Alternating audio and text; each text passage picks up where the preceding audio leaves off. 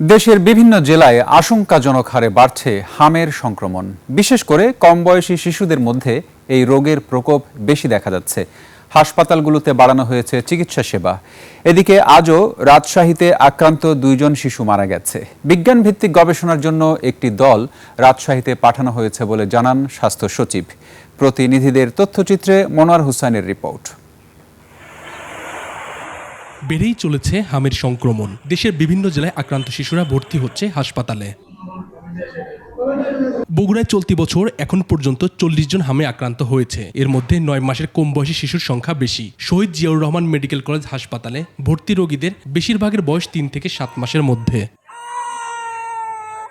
রাজশাহীতেও বেড়েছে রোগীর চাপ। গেল 24 ঘন্টায় উপসর্গ নিয়ে হাসপাতালে ভর্তি হয়েছে 16 জন, মারা গেছে 2 জন। বর্তমান উপসর্গ নিয়ে ভর্তি রয়েছে 98 জন রোগী। বিজ্ঞান ভিত্তিক গবেষণার জন্য একটি দল রাজশাহীতে পাঠানো হয়েছে বলে জানান স্বাস্থ্য সচিব।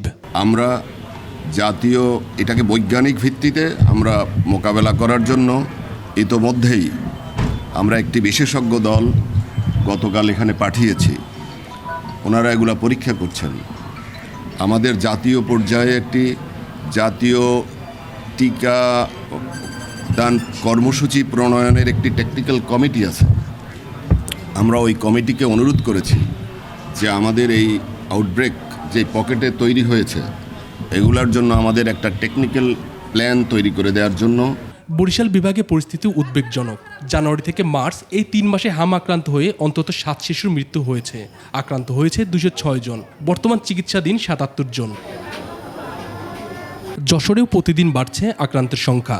মার্চ মাসে 22 জন হাসপাতালে ভর্তি হয়েছে, যার মধ্যে 15 জনই শিশু। পাশাপাশি বেড়েছে টিকার চাহিদা, তবে সরবরাহ কম বলে জানিয়েছেন সংশ্লিষ্টরা। গাজীপুরে শহীদ তাজউদ্দিন আহমেদ মেডিকেল কলেজ হাসপাতালে 9 শিশু ভর্তি হয়েছে। চিকিৎসাধীন 22 জন।